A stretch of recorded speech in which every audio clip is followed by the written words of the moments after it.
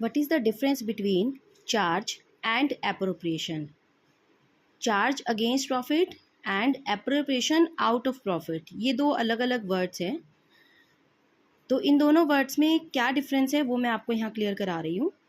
Charge का मतलब होता है वो एक्सपेंसेस जो हमें करने ही करने हैं, चाहे प्रॉफिट हो चाहे ना हो, ठीक है।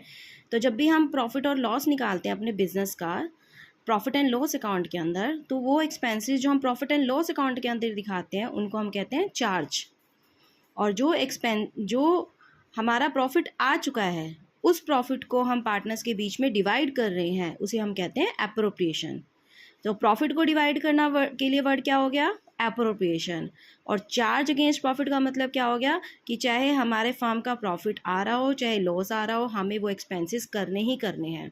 फॉर एग्जांपल, हमें अपनी बिल्डिंग का रेंट पे करना है तो वो चार्ज है, ठीक है। तो वो रेंट चाहे हम पार्टनर को दे रहे हैं चाहे वो हम आउटसाइड पार्टी को दे रहे हैं, उसको हम चार्ज कंसिडर करेंगे। ऐसे इंटरेस्ट ऑन पार्टनर लोन, ये भी एक चार्ज है। बट अगर हम इंटरेस्ट ऑन कैपिटल दे रहे हैं तो ये पार्टनर को इंटरेस्ट मिल रहा है, तो ये क्या माना जाएगा? It is appropriation.